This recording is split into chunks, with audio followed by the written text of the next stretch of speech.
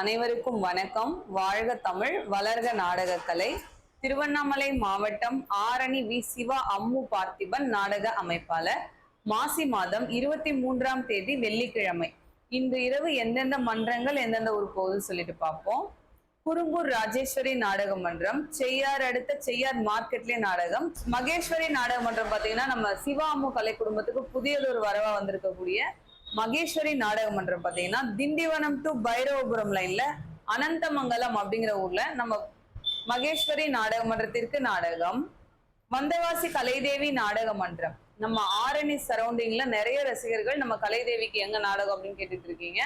இன்றைய இரவு பாத்தீங்கன்னா நம்ம வந்தவாசி கலைதேவி நாடக மன்றம், நம்ம ஆரணி அடுத்த ஒண்டி குடிசை அப்படிங்கிற ஊர்ல சரவணா நாடக மன்றம்.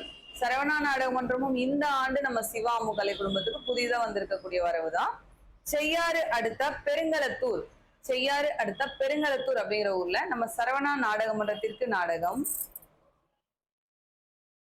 ஆரணி துளசி நாடக மன்றம், பணப்பாக்கம் டு பல்லூர் அடுத்த தென் மாம்பாக்கம்.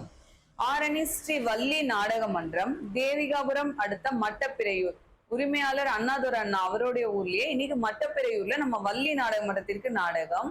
ஆரணி தனுஷ் நாடக மன்றம், இன்று இரவு பாத்தீங்கன்னா திருவல்லம் அடுத்த வள்ளிமலை முருகர் கோவில்ல இன்னைக்கு நம்ம தனுஷ் நாடக மன்றத்திற்கு நாடகம். நம்ம திருவல்லம் லாலாப்பேட்டை லைன்ல இருக்கக்கூடிய ரசிகர்கள் எல்லாம் போய் பார்த்துட்டு வாங்க. இன்று இரவு இத்தனை மன்றங்களுக்கு தான் நாடகம். நாளைக்கும் பாத்தீங்கன்னா ஓரளவுக்கு தான் டீம் நாடகம் இருக்கு. நாளான்னைக்கு சண்டே அன்னைக்கு பாத்தீங்கன்னா நம்ம டீமுங்கள்ல நாடகம் இல்லாத மன்றமே இல்லைன்னு சொல்லலாம். அந்த மாதிரி எல்லா டீமுக்குமே நாடகம் இருக்கு ஞாயிற்றுக்கிழமை அன்னைக்கு பதிவு ரொம்ப உங்களுக்காக சீக்கிரமா போட்டுடலாம். ஏன்னா சண்டேனாலே எல்லாம் லீவ்ல வந்திருப்பீங்க, நாடகம் பார்க்கணும் அப்படின்னு சொல்லிட்டு ரொம்ப ஆர்வமா எல்லாரும் இருப்பீங்க.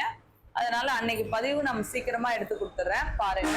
யாருக்கெல்லாம் வந்து ஒரு 30-35 ஏஜ் கிராஸ் ஆகுறீங்களோ முடிஞ்ச அளவுக்கு வருஷத்துக்கு ஒரு முறை பிளட் டெஸ்ட் பண்ணிக்கோங்க.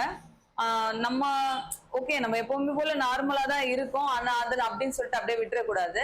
வருஷத்துக்கு ஒரு முறை பிளட் டெஸ்ட் எடுத்து பார்த்துட்டு நம்மளோட சுகர் பிபி லெவல்ல எப்படி இருக்கு, வேற எதனா ப்ராப்ளம் இருக்கா அப்படிங்கிறத அடிக்கடி கொஞ்சம் செக் பண்ணி பார்த்துக்கலாம். வீட்டுல இருக்கிற லேடிஸுங்களுக்கு தலைவலி அடிக்கடி வருது, எப்ப பார்த்தாலும் தலைவலிக்குது அப்படின்னா நார்மலா இருக்கிற டேப்லெட் போட்டுக்காதீங்க. முடிஞ்ச அளவுக்கு டாக்டர் கிட்ட போய் கன்சல்ட் பண்ணுங்க.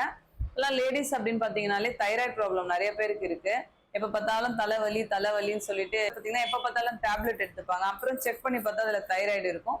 அதனால உடம்புக்கு நம்ம ரொம்ப முக்கியத்துவம் கொடுக்கணும். இது ஏன் இன்னைக்கு சொல்றேன் அப்படின்னு சொன்னா, நாடக கலை ரசிகர் ஒரு அண்ணா தேவிகாபுரம் பக்கத்துல இருக்காங்க.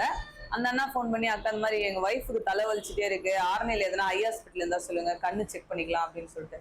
தலைவலினா கண்ணு மட்டும் செக் பண்ணணும் அப்படின்றது இல்லை, அதுவும் பொதுவா லேடிஸ், ஜென்ஸை விட லேடிஸுக்கு தான் அந்த தைராய்டு ப்ராப்ளம் தாக்கம் அதிகமா இருக்கு. அதனால அண்ணா பிளட் டெஸ்ட் எடுத்து பாருங்க. தைராய்டு இல்லை அப்படின்னு சொன்னா சந்தோஷம், இருந்தாலும் ஒன்றும் பிரச்சனை இல்லை, அதுக்கு தகுந்த டேப்லெட் சாப்பிட்டாதான் அந்த தலைவலி இல்லாம இருக்கும் அப்படின்னு சொல்லிட்டு அவர்கிட்ட சொன்னேன். அதனாலதான் உங்களுக்கும் அதை நான் ஷேர் பண்றேன். வீட்டுல அம்மா அக்கா அப்படின்னு சொல்லிட்டு பெரியவங்க நிறைய பேர் இருப்பாங்க இல்லையா, அந்த மாதிரி யாராவது ரொம்ப தலைவலி சரியான தூக்கம் இல்லை அப்படின்னு சொன்னாலே தைராய்டு ப்ராப்ளமா இருக்கும். என் அப்பாவுடைய அம்மா பாட்டிக்கு வந்து பாத்தீங்கன்னா எப்படி பார்த்தாலும் 97 வயசு இருக்கும். ஒரு 4 வருஷத்துக்கு முன்ன தலை சுத்துதுன்னு சொல்லிக்கிட்டே இருந்தாங்க பாட்டி. அப்புறம் ஒருவேளை கொலஸ்ட்ரால் அதிகமா இருக்க போது இல்ல பிபி இருக்க போது அப்படின்னு சொல்லிட்டு டெஸ்ட் பண்ணது.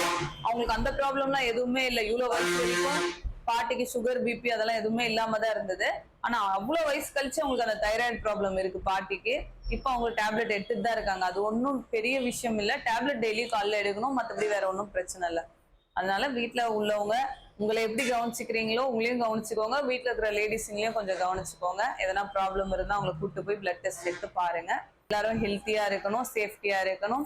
எப்பவும் சொல்றதுதான் தலைக்கவசம் போடுங்க. தலைக்கவசம் போட்டுக்கிட்டு எங்க போனாலும் போயிட்டு நாடகம் பார்க்க. நிறைய பேர் ஹெல்மெட் வச்சிருப்பீங்க, ஆனா அதை போட்டுன்னு போகாம போறீங்க.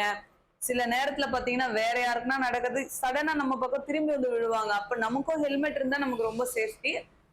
அதனால எப்பவுமே ஹெல்மெட் போட்டுட்டு போங்க லாங் டிராவலா இருந்தா. உங்களுடைய சகோதரி அம்முக்கு நீங்களாம் ரொம்ப சப்போர்ட் பண்றீங்க. நீங்க பண்ண வேண்டிய இன்னொரு விஷயம், உங்க சகோதரி அம்மு தினந்தோறும் இதை பத்தி சொல்லிக்கிட்டே இருக்கேன்ல, இங்க நாடகம் கொடுக்க வர என்னுடைய சகோதரர்கள்லாம், அதுவும் 2 வீலர்ல வரக்கூடிய சகோதரர்கள்லாம் ஹெல்மெட் போட்டுக்கிட்டு வாங்க. நீங்க ஹெல்மெட் போட்டு வரணும், உங்க சேஃப்டி எனக்கு ரொம்ப முக்கியம். நான் தினம் சொல்றேன்ல, நீங்க தாம்பலம் கொடுக்கும்போது ஹெல்மெட் போட்டு வரும்போது பார்க்கும் போதே எனக்கு சந்தோஷமா இருக்கும். அதனால நீங்க எல்லாம் முடிஞ்ச அளவுக்கு நாடகம் கொடுக்க வரும்போதாவது ஹெல்மெட் போட்டு வாங்க. எல்லாரும் எப்பவுமே சேஃப்டியா இருங்க.